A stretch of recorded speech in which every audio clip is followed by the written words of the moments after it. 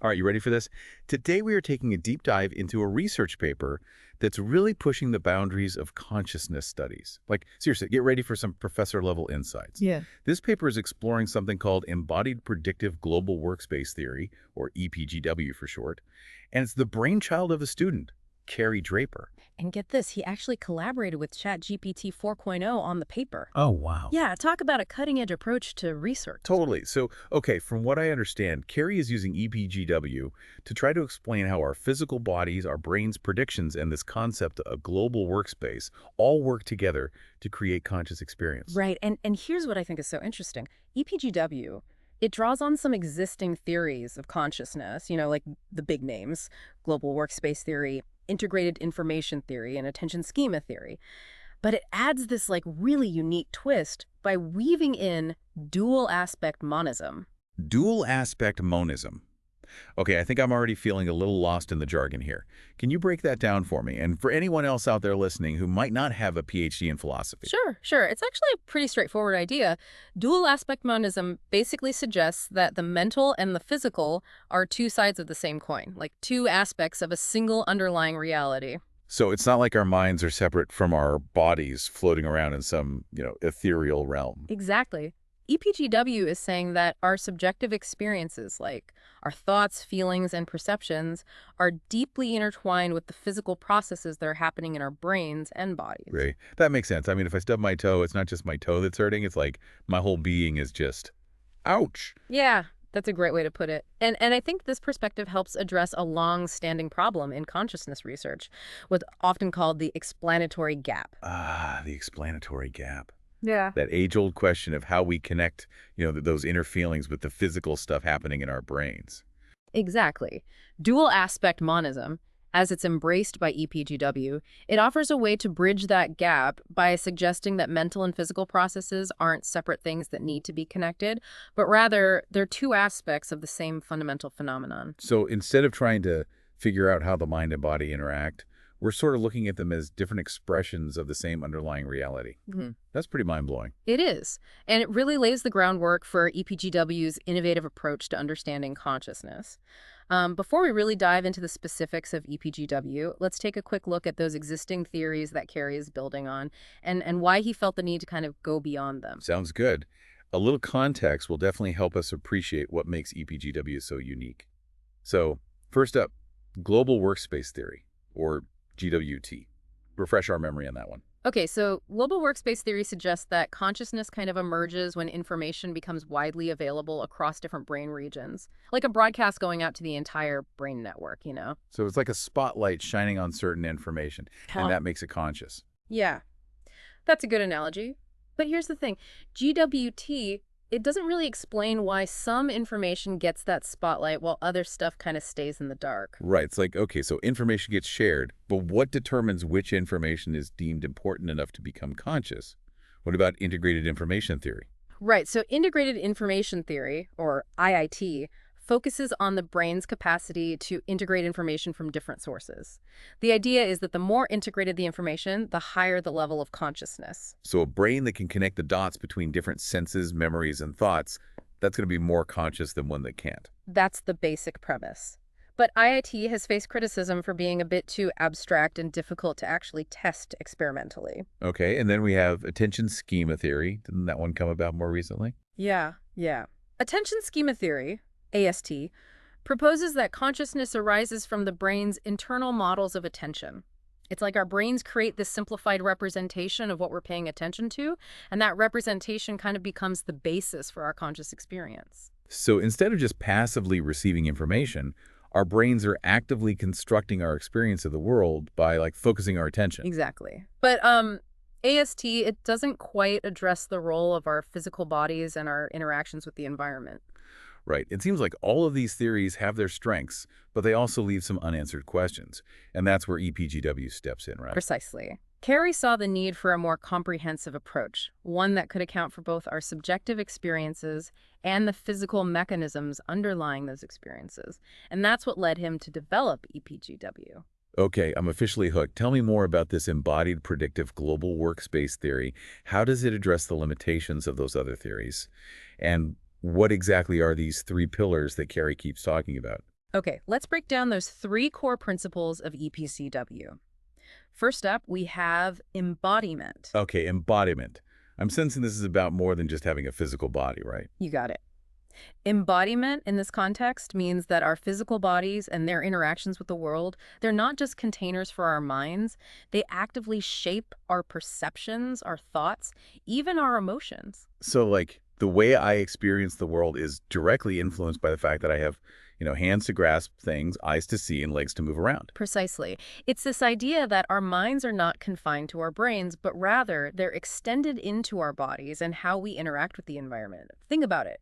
Our senses, they provide us with this constant stream of information about the world, and our actions in the world generate feedback that further shapes our understanding. Yeah, I see the connection to dual aspect monism here. It's not like a mind controlling a body, but a seamless integration of the two. Exactly. And this leads us to the second pillar, predictive processing. Okay, predictive processing.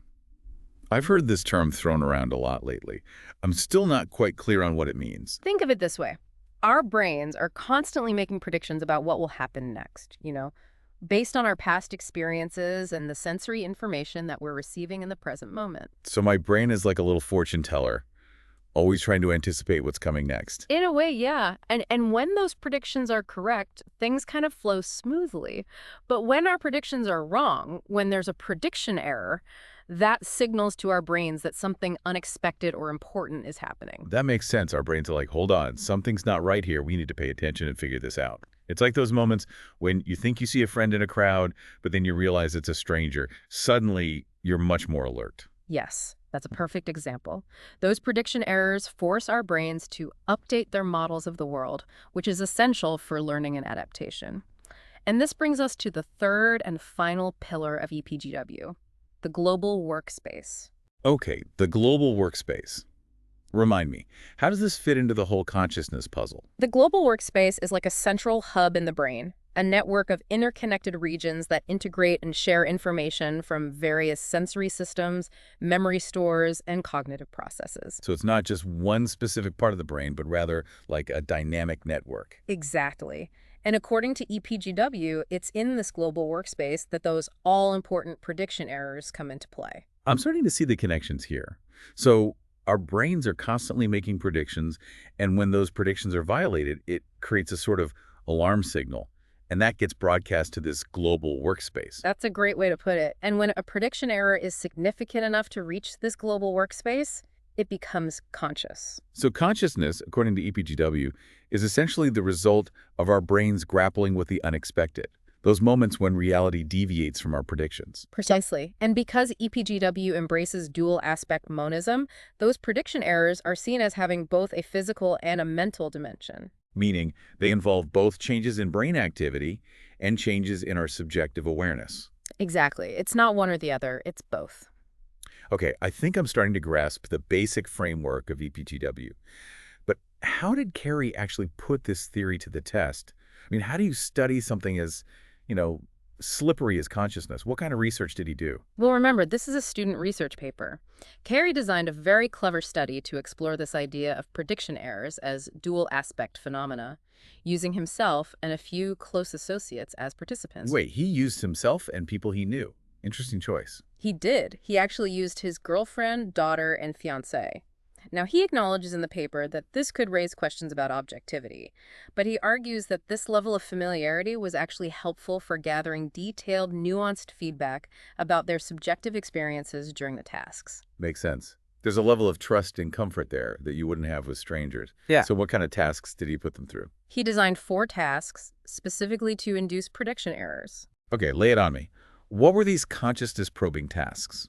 He used 2 motor tasks and 2 cognitive tasks, each with sensory alterations to really mess with their brain's predictions. Ooh, sounds intriguing. Give us some examples. For the motor tasks, he had a ball-catching task, where participants had to catch balls thrown at them with varying speeds and trajectories, a classic test of hand-eye coordination and prediction. Okay, I can see how that would require some serious predictive skills. What was the other motor task? The second one was a tapping sequence task, where participants had to tap their fingers in specific rhythmic patterns, but the rhythms would change unexpectedly. Ah, so their brains would get used to a certain pattern and then, boom, prediction error.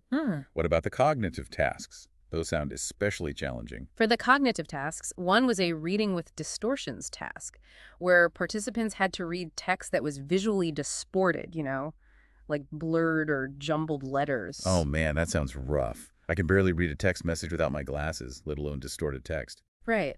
And then for the final task, he went with the classic mirror drawing task, where you try to trace shapes while looking only at your hand's reflection in a mirror, which of course flips everything around. Oh, I've tried that before. It's surprisingly difficult. Your brain wants to move your hand one way, but your eyes are telling you something different. It really messes with your coordination. Exactly. And that's exactly the kind of prediction error Carey was aiming for.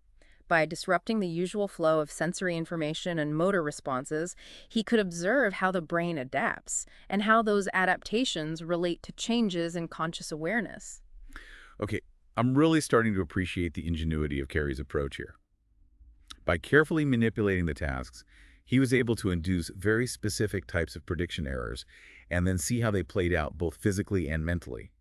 But what kind of data did he actually collect? He collected both quantitative and qualitative data, reflecting that dual aspect approach we've been talking about. So he measured things like reaction times, accuracy rates, and the time it took to complete the tasks. But he also gathered rich subjective reports from the participants, asking them to describe how they felt, what strategies they used, and how their awareness shifted throughout the tasks. Smart. So it's not just about what the body does, but also about what the mind experiences during these tasks. I'm guessing this is where we get to the really juicy stuff, the findings. What did Carey discover? Did his research actually support EPGW? So, across all four tasks, Carey found evidence that really supports this idea of prediction errors as dual aspect phenomena. He saw clear connections between changes in brain activity, reflected in things like reaction times and accuracy, and changes in subjective awareness, as reported by the participants. Okay, give me some specifics. Give me some examples of what Carey actually observed. Okay, so let's start with the ball catching task. Carey found that faster reaction times were correlated with higher catch rates, suggesting that those who could accurately predict the ball's trajectory were better at catching it. That makes sense, right? If you can anticipate where the ball is going, you're more likely to be in the right place at the right time. But it's not just about reflexes, is it? Exactly. And that's where the subjective reports are really interesting. The participants, they reported feeling more focused and even a sense of surprise when the ball's trajectory suddenly changed, forcing them to adjust their predictions on the fly. So it wasn't just their bodies reacting. Their minds were actively engaged in trying to figure out what was happening and update their predictions. Precisely. Now, in the tapping sequence task, participants were able to maintain accuracy even when the rhythms got more complex. But here's the interesting part. When those rhythms changed unexpectedly, their completion times increased slightly. So they were still tapping accurately, just a tad slower. Yes. And their feedback revealed that they were consciously adjusting their internal models of the rhythm to account for the change. They described it as needing to reset their internal timing mechanisms. So once again, we see that link between physical performance and mental effort. They were adapting to the prediction errors on both levels. What about those tricky cognitive tasks? I'm especially curious about that reading with distortions task. Oh yeah, that one was a real brain bender. As you can imagine, the distorted text really slowed them down and initially made it hard to understand what they were reading. I bet. I can only imagine the frustration of trying to decipher those jumbled letters. But they didn't give up, did they? No, not at all. Over time, they started using context clues and developed strategies to overcome those visual distortions. While their reading speed remained a bit slower, their comprehension improved significantly.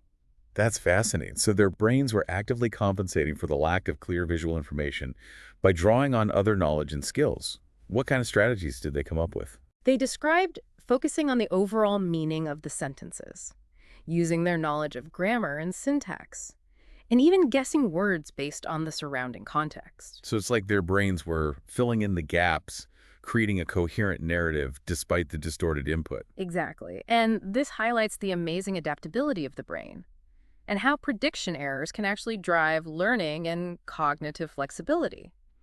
Now, the mirror drawing task revealed a similar pattern of adaptation. Initially, participants made a lot of errors and took longer to trace the shapes because, of course, their brains were expecting the visual feedback to match their movements.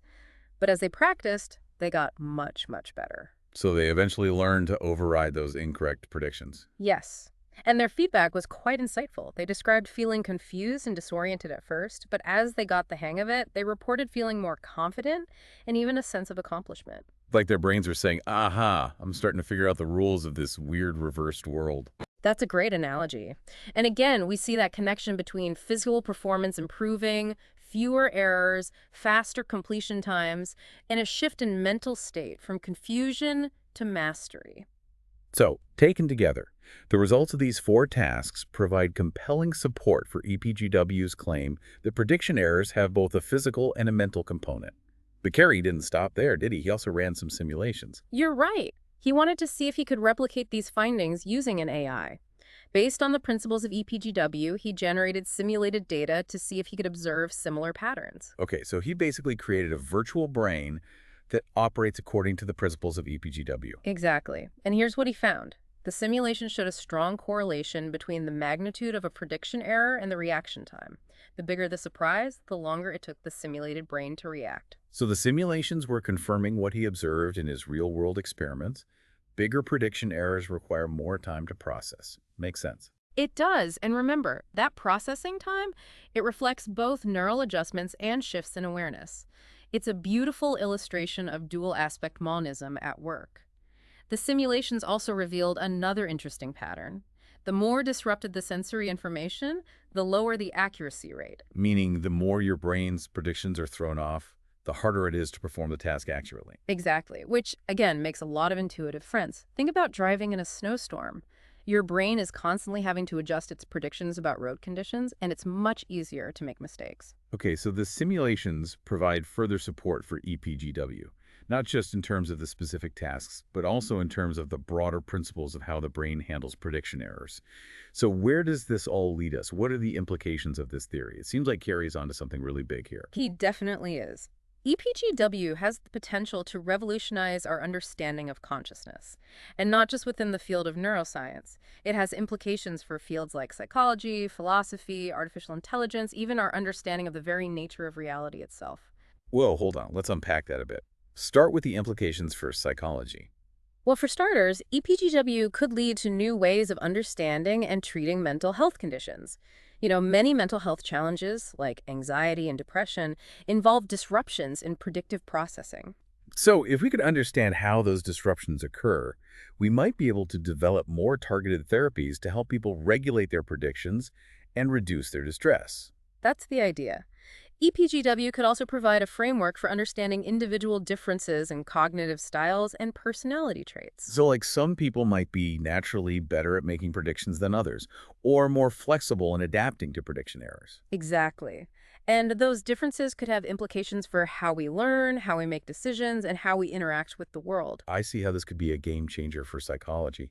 But what about philosophy? How does EPGW shake things up in that realm? Well, EPGW's embrace of dual aspect monism, it challenges the traditional mind-body dualism that has dominated Western philosophy for centuries. That makes sense. If the mental and physical are seen as two sides of the same coin, it completely reframes the debate about the nature of consciousness and its relationship to the material world. Exactly. It also raises some fascinating questions about free will and determinism.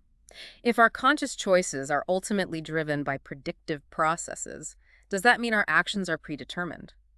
Or is there still room for agency and choice within this framework? Those are big questions, and I suspect philosophers will be debating them for years to come. Now, you mentioned AI. I knew there had to be a connection there. How does EPGW relate to the quest to create artificial intelligence? Think about it. If we can understand how prediction errors drive awareness in humans, could we use that knowledge to design AI systems that are more flexible, adaptable, and maybe even conscious in some way? So instead of just focusing on making AI that can crunch numbers or play chess, we could focus on building AI that can interact with the world, learn from its mistakes, and maybe even develop a rudimentary form of awareness. Exactly. EPGW provides a roadmap for building AI that embodies the same principles of embodiment, prediction, and global workspace that we see in human consciousness. That's a pretty mind-blowing thought. Of course, there's a lot more research to be done.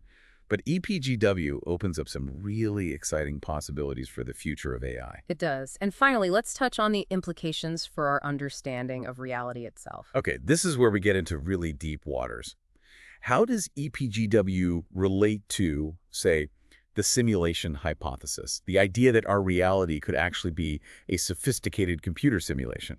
Well, if you think about it, the predictive mechanisms that EPGW describes could be seen as reflecting the rules of the simulation. Our brains are constantly making predictions because that's how the simulation is programmed. So those moments of prediction error could be interpreted as glitches in the matrix. Like, wait a minute, that's not how this reality is supposed to work. Yeah, it's a fascinating way to think about it. But it's important to remember that EPGW doesn't depend on the simulation hypothesis being true. It's a robust theory that stands on its own, regardless of whether our reality is real or simulated. That's reassuring. But even if we're not living in a simulation, the fact that our brains are so adept at making predictions suggests that there is some underlying order to the universe, right? Some set of principles that govern how things work. Exactly. And EPGW provides a framework for understanding those principles, both at the level of the brain and at the level of reality itself. Well, I think it's safe to say that Kerry's research has given us a lot to think about. His embodied predictive global workspace theory offers a bold new perspective on consciousness, one that challenges traditional thinking and opens up exciting new avenues for research. I completely agree. Carrie's work is a shining example of how a fresh perspective and a willingness to think outside the box can lead to groundbreaking discoveries. So what's the main takeaway for our listeners today? I think the most important takeaway is this. Consciousness is a complex and multifaceted phenomenon, and it's likely that no single theory can fully explain it.